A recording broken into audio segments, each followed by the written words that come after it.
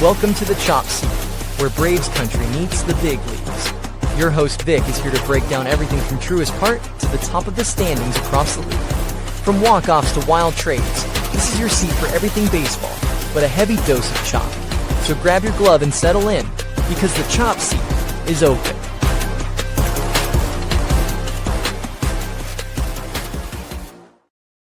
Welcome to the Chop Seat. I'm your host, Vic, and today is Friday, May 30th. The Chop Seat is your favorite place for Braves baseball and the rest of the action from across the league. And once again, the Braves, they lose another series, and this was a pivotal one. This was a huge one. You were facing the first place Philadelphia Phillies, the NL East first place Philadelphia Phillies. You had a chance to gain some ground on them. And again, you lose 2 out of 3, you lose the series, and we're back at square one pretty much. So another disappointing one. I'm not gonna lie, I'm kind of winging this episode. Didn't do as much prep as I usually do. It's been a crazy day, crazy couple of days.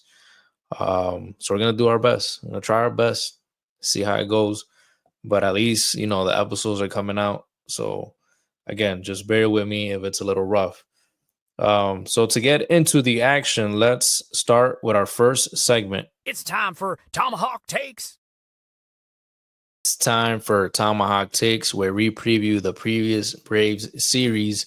And this segment is brought to you by SeatGeek. Use code CHOPSEAT at SeatGeek to get $20 off your first purchase. Again, use code CHOPSEAT for $20 off your first purchase on SeatGeek. So like I said in the intro, it was a 3-game set that started on Tuesday night at Citizens Bank Park. The Braves lost a few games there before coming into Philly, trying to turn things around. And again, this is what happened. This is what happened. Game 1, they lose this one 2-0. It was Ranger Suarez against Spencer Strider. You kind of felt good going into it, but you kind of didn't because, yes, you had Spencer Strider, but you also had Ranger Suarez for the Phillies. And like I had said before, the Braves cannot figure this guy out for some reason. They can never get to him, never really get to him. He went 6 scoreless innings, a stellar performance by him. He had 8 strikeouts. For the Braves, Spencer Strider, he allowed 1 run over 4 2/3, striking out 7, but his control was little here and there. He was struggling with the control, and we saw that in the bottom of the first.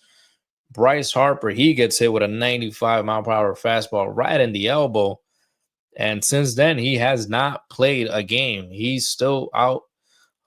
Today's Friday, like I said, he hasn't played. I don't think he's in the lineup today.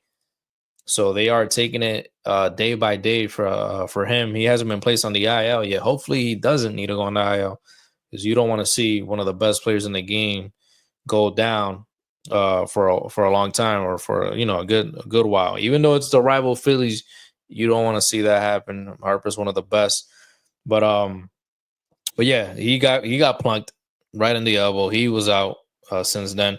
In the second inning, Alec Bohm, he walked. Then he advances, and then he scores on a Max Kepler RBI double that makes it 1-0. And after that, both offenses were pretty quiet. Not much action going on, especially for the Braves. And then in the 8th inning, my boy comes in, Daysbel Hernandez. He starts struggling now. He ends up getting into a jam. He walks the bases. Bases get loaded.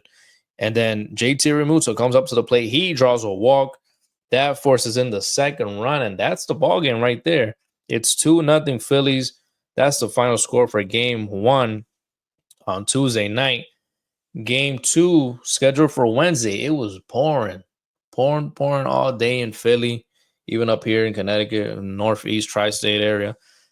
That game was canceled, so they end up postponing it. Like I just mentioned, they had 2 games, a doubleheader on Thursday.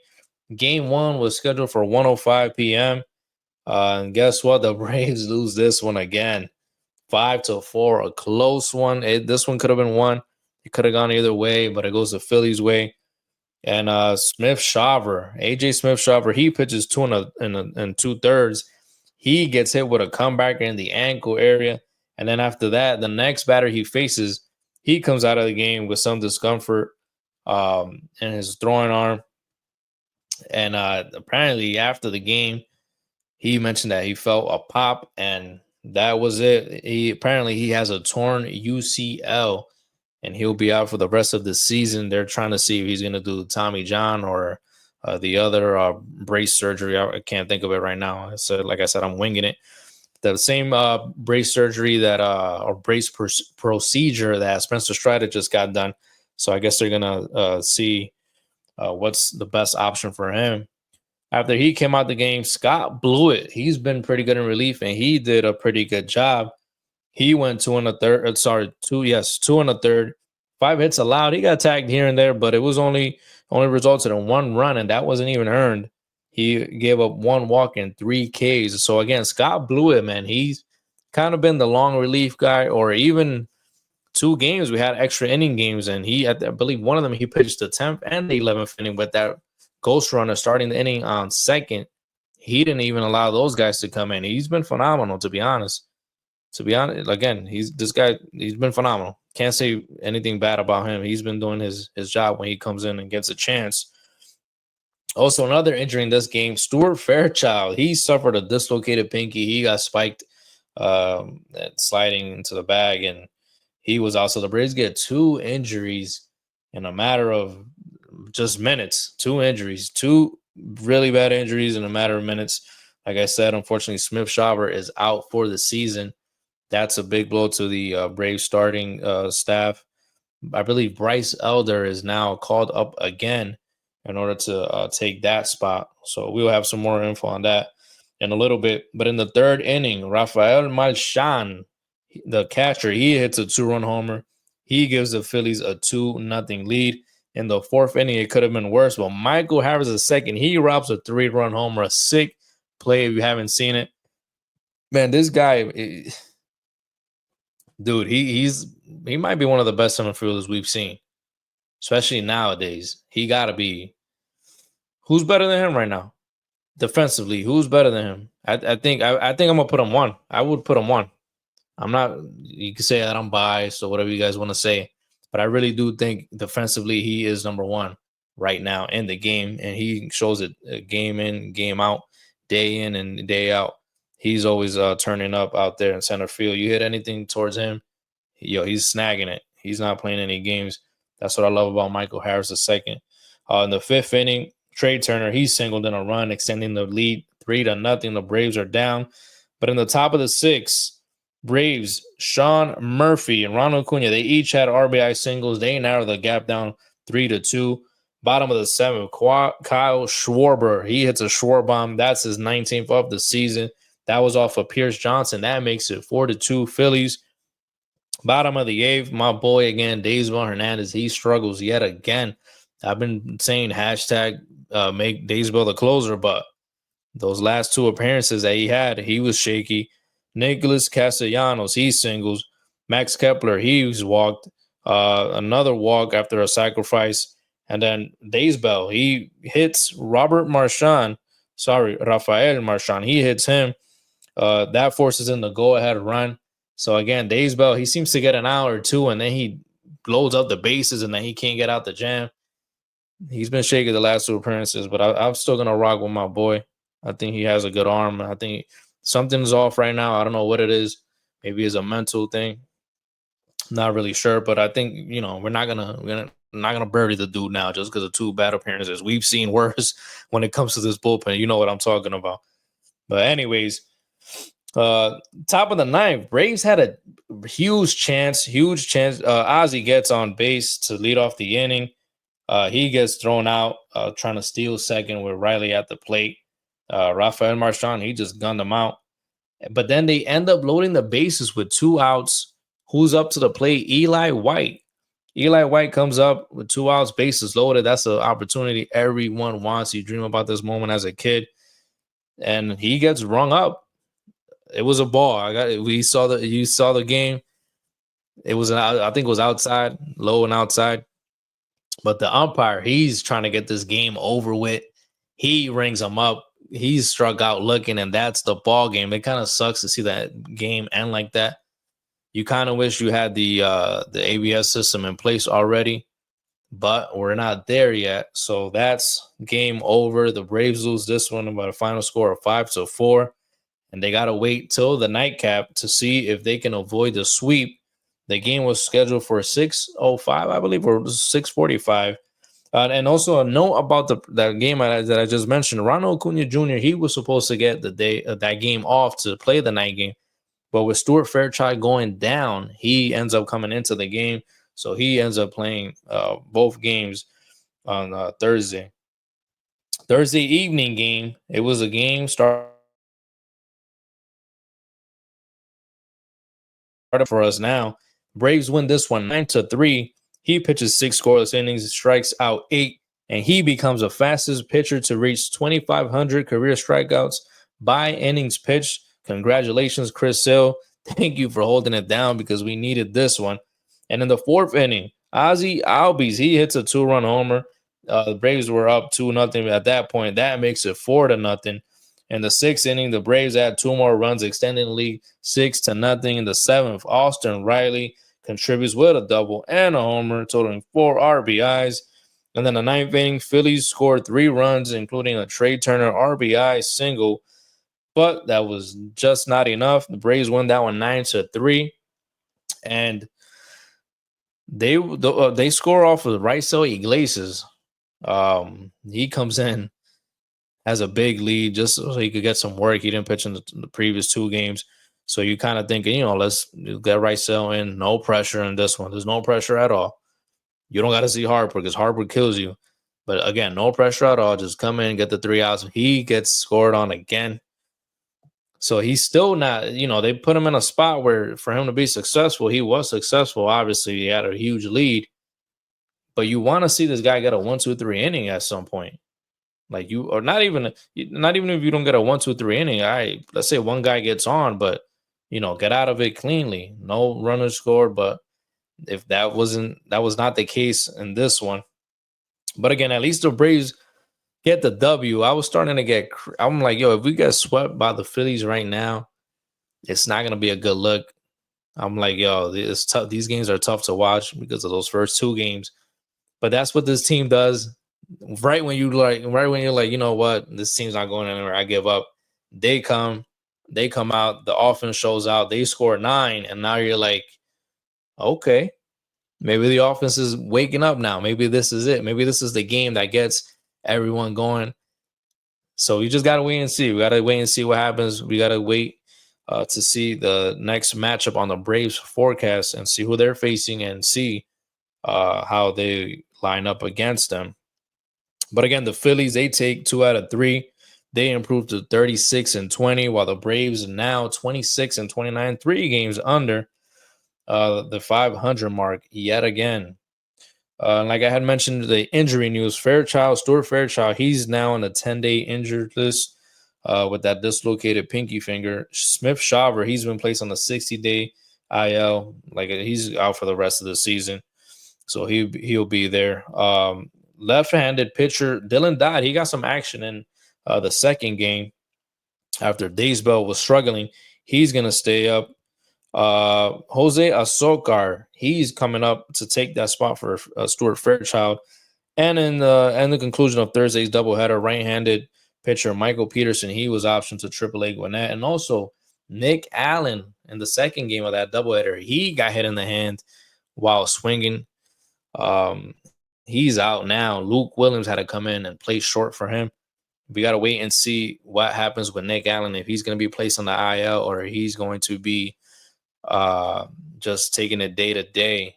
So it's kind of a bad trade-off, or it kind of evens out, I guess. You get Bryce Harper out, you hit him, he's out for a whole bunch of games, and then I guess to make it fair, Fairchild goes down, Nick Allen's going down, Smith Shawver goes down for the rest of the season.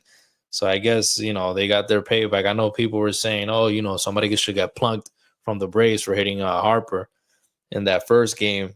That didn't happen, but hey, We got 3 injuries, guys. So I guess we could say it's balanced out. But anyways, that was it for Tomahawk Takes. And now we're headed into our next segment. It's time for the MLB.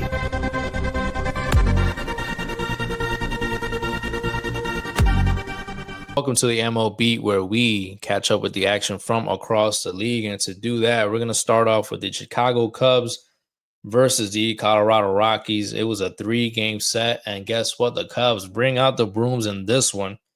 The Cubs won the first game 3-1. Jameson Taillon, he pitched 6 in the third. He allowed just 1 run. Kyle Tucker and Dansby Swanson, they both contributed RBIs. That was the ball game. The second game, Cubs, they went 4-3 in 11 innings. It was a close one. Michael Busch, he tied the game, and Matt Shaw, he delivered the walk-off single in that one, the rookie. And the final game, the Cubs, they win this one 2-1. Matthew Boyd, he allowed 1 unearned run over 6 innings. And PCA, Pete Crow Armstrong, he hit his 15th homer in this one. Next, we had the Milwaukee Brewers versus the Boston Red Sox. It was a 3-game set. Guess who brings out the brooms? Also, the Milwaukee Brewers, they start sweeping away. First game, they won 3-2. Jackson Chourio, not Cheerios, but Chourio, he leads off with a home run. Garrett Crochet, he struck out 11 over 6 and a third. Impressive for him, but it was not enough. And then game 2, Brewers, they win this one 5-1 in 10 innings. 5-1. That means you had to put 4. And how you put up 4? Grand salami time. Christian Yelich, he hits a walk-off grand slam in the bottom of the 10th. What a way to end it. Unbelievable. And then again, another walk-off. The third game, the Brewers win this one 6-5 in 10 innings. Boston's bullpen falters in extras. Another walk-off. I feel like the Red Sox have lost a whole bunch of walk-off games this year. I know they lost. They lost 2 right here. They also they lost 2 to the Tigers, I believe, and I'm pretty sure there's a whole bunch more. So they might be leading the league in walk-off losses. We got to look that one up. Someone look that up for me, because I don't have, somebody just look it up. Help me out, man. Anyways, let me know when you guys get that. But anyways, the Cleveland Guardians, they were facing the LA Dodgers. The Dodgers, they win 2 out of 3. The Dodgers win the first one 7-2. Shohei Ohtani and Will Smith, they both homered. I believe Shohei homered in like 3 straight games. I believe he homered in the last game against the Mets, and then the first 2 against the Guardians. So this guy, he's hot. The second game, the Dodgers win 9-5. The offense tallied 3 homers. Stay hot, like I said. Ohtani homered in this one. And then the final game, the Guardians, they win 7-4 to avoid the sweep. There was a 5-run 8th inning, highlighted by Angel Martinez, 3-run homer to secure the win. That was a shot. If you haven't seen that one, I didn't even know who Angel Martinez was, but when I saw that shot, I'm like, I see you, kid. I see you. Houston Astros versus the Athletics. The Astros sweep this one. It was a 2-game set. A short series. 2 games only. The Astros win the first one 11-1. Jose Altuve, he went 4 hits, 2 homers. Hunter Brown, he pitches 6 strong innings. Impressive from the Astros. A complete dominating win. And then the second game, they win 5-3. Lance McCullers, he struck out 12 over 6 innings. Attaboy. Victor Caratini, he had a 2-run single in the 7th to provide the lead. And that is a little sweep. You call that a small sweep from the Astros. And they'll be starting a 4-game set against Tampa. Actually, they started that one yesterday. So they'll be playing that one through the week, and we'll get into that one in a little bit. Next, we have the New York Mets, the Amazings, versus the Chicago White Sox. The White Sox, they take 2 out of 3. Just kidding. The Mets take 2 out of 3. They win the first one 6-4 because of a 4-run first inning to set the tone. Pete Alonso, the Polar Bear, and Tyler Young, they homered in this one. Game 2, the Mets win 5-2. Solid pitching and timely hitting. That secures a win for them. And the last game, the White Sox, they end up winning this one 9-4 to avoid the sweep. Griffin Canning struggling a bit in this one. I was watching this game, kind of rooting for the White Sox, I'm not going to lie. They end up winning. The offense breaks out. They avoid the sweep. Congrats to them. Seattle Mariners versus the Washington Nationals. This was a 3-game set. Your Nationals, they take 2 out of 3. This one started on Tuesday, ended up on Thursday. Again, a 3-game set. Mariners win the first one, 9-1. Impressive performance. Logan Evans, he delivered a career best performance. Second game, Nationals, a shutout. They won 9-0. Trevor Williams, he pitched effectively, and the offense capitalized. And then the last game, the Nats win 9-3. So I guess to win a game in this series, you had to score 9 runs. Again, these are the finals: 9-1, 9-0, and 9-3. Again, Nationals win this one 2-1. Next, we had the Detroit Tigers, one of the best teams in the American League. These guys are impressive against the San Francisco Giants, a 3-game set. Tigers, bring out the brooms. Bring out the brooms. They sweep the Giants. They won the first 2 games 3-1, identical scores. And then the last game, they won this one 4-3 after the team was energized by a rally squirrel. There was a black squirrel on the field, black squirrel sighting. They end up putting 4 in the bottom of the 5th after being down 3-0. That's how they pull off the sweep. Tampa Bay Rays versus Minnesota Twins. That was a 3-game set. Tampa Bay, they win 2. Rays, they won the first one 7-2. Carlos Correa, he homered for the Twins, but that was not enough. Second game, the Twins win 4-2. Joan Duran, he picks up his save number 9. And the last game, the Rays with a shutout, they win this one 5-0. Strong pitching secures a series win for them. And we also had the New York Yankees versus the LA Angels. The Yankees bring out the brooms, baby. They sweep this one. Yankees, they win 5-1. The first game, the offense provides early support. Game 2, they win 3-2. I'm sorry, I'm making this quick for the Yankees. I know you guys want to hear stats, but again, I didn't prep too much in this one. But the last game, Yankees win 1-0. There was a pitching duel. Ends up in New York's favorite, Clark Schmidt. He goes 6 innings, 4 hits, no earned runs, 1 walk, 4 Ks. He's now 2-2 with a 3.95 ERA. Ian Hamilton, Tim Hill, Mark Leiter Jr., they help and combine for the shutout. And Mark Leiter Jr., he picks up his second save of the season. We also had a few more. We're just going to read the scores. St. Louis at Baltimore. St. Louis first game, they lose 2-5. They win the next 2, 7-4 and 6-4. They win the series. They take 2 out of 3. Toronto Blue Jays at Texas Rangers. Toronto wins the first one 2-1 and the final one 2-0. But they lose the middle game 0-2, 0-2. But they win the series. That's all that matters. They win 2 out of 3 against the Rangers. Next, we had Cincinnati Reds at Kansas City. Cincinnati going for the sweep because they won the first 2. First one 7-4, the second one 7-2, and they lose the final game 2-3. Almost get the sweep, but not close enough. That was pretty good. Let's see. The next we have Pittsburgh Pirates at Arizona. Pirates, they get shut out in the first one 0-5. Good pitching there by the D-backs, but the Pirates, they come back and smack them in the face 9-6 in game 2, and they smack them again in the last game 10-1. So Pirates winning 2 in a row. That's impressive from them. Next, we had Miami at San Diego. Miami loses a 3-4 ball game. The first game, the Padres, they walked that one off. Miami loses the second one also 6-8. Padres get 2 out of 3. They win the series because Miami, they win the last game 10-8.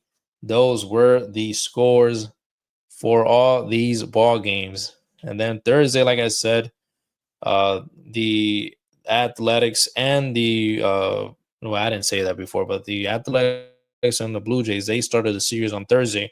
This was the one that I had mentioned before. Tampa Bay, they had started a series with the Houston Astros on Thursday. So we're going to get into a little bit of the matchups that are going to start during the weekend.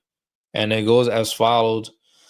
Brewers, they'll be at Philly facing the Phillies. They'll be trying to come back in the standings in the NL Central. Then Game two will take place of the Athletics versus Toronto. This is you can see I didn't prep for this one. I'm just winging it right now. Then we had the Angels at the Guardians. That's going down. The Rockies will be visiting the Mets in Queens. How many times are the Mets gonna face the Rockies, bro? Like, this is getting out of hand. Yo, Steve Cohen. Yo, Steve, you did your thing, bro. You did your thing. You did sign to get you guys a good schedule. I see what you're doing, player. Hey, if you can't, let me not keep going on so I don't get in trouble. Steve Cohen gonna come after me, man. Anyways, I don't know how many times you're gonna face the Rockies, but whatever. Then we got the Giants at Miami facing the Marlins, St. Louis at Texas, Detroit at Kansas City. That's going to be a AL Central matchup. Tampa Bay, like I said, against the Houston Astros. Your Diamondbacks will be hosting the Washington Nationals. Pittsburgh Padres. Wow, that doesn't sound too bad. Pittsburgh Pirates at the San Diego Padres. Minnesota Twins at the Seattle Mariners. And this is going to be the number one matchup. But actually, there's a few more. Cincinnati at Chicago. That's going to be pretty good, but that's not the number one. You got the Chicago White Sox at Baltimore. That's not good. But this is the best one right here, guys. The New York Yankees will be in LA facing the Dodgers. That's going to be a good one. It's going to be, for game one, it's going to be Max Fried, Braves legend, Braves champ. Max Fried, he's 7-0 with a 1.29 ERA. He's going to be going up against Tony Gonsolin. He's 2-1 with a 4.68 ERA. A World Series rematch, which is going to be exciting to watch to see how these teams fare against each other. And they pretty much have identical records. The Yankees are coming in at 35-20, and the Dodgers at 34-22. So that's going to be, again, very, very good matchup to see how these teams line up against each other. I'm excited to see that one. So that is it from the MLB. Again, it's been a little rough. Not as much prep. It's been a crazy last few days. But listen, at least you guys have been kept updated with what happened the last 3 days and what's going to go on into the weekend. Next week will be a better week, and we will get you guys going in a smoother fashion. That's it for this segment. Now let's head into our final segment. It's time for your Braves forecast. Now it's time for the Braves forecast, where we preview the upcoming series for your Atlanta Braves. And that is going to be a series against the Boston Red Sox. Red Sox are coming into town. They are now 27-31. They've lost 5 games in a row. And the Braves, they are now, like I said earlier, 26-29. They have lost 7 of their last 10 games. So, again, 2 teams that are on a slide, trying to get on the right footing. And sometimes they seem like they are. You think they have it figured out, and then boom, they lose another 3, 4, 5 games, and they're back at square one. And that's what's going to happen this weekend. Last time, we had the Padres last week, and they had lost 6, 7 straight. And we're thinking, all right, maybe we could get our footing against the Padres, and that didn't happen. Let's see if it does happen this time. Like I said, the Red Sox losing 5 games in a row. You hope the Braves can win 2 out of 3 in this one. I could see them winning 2 out of 3. I was right about the Philly series. I saw us only winning 1 out of the 3 games. So I'm going to see and, hopefully be right in this one. I think we could take 2 out of 3. Game 1 is going to be Lucas Giolito versus Grant Holmes. Giolito comes in with a 1-1 record of 5.27 ERA. He got tagged last time the Braves faced him when we were up in Boston. He got ambushed a few times. So we'll see how the Braves offense lines up against him tonight. Grant Holmes, he's coming in 3-3 with a 3.68 ERA.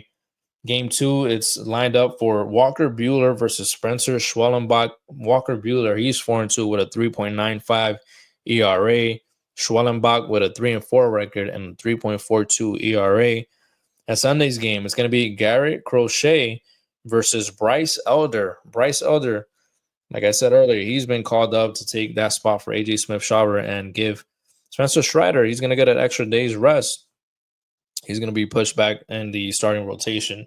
So Elder, he's 2-2 with a 4.50 ERA. Let's see how he does coming back up from Gwinnett. Garrett Crochet is 4-4 with an impressive 2.04 ERA. So a few key injuries, storylines, injuries. The Red Sox are missing key players, Alex Bregman and Tristan Casas, due to injuries. That's the injury side for them.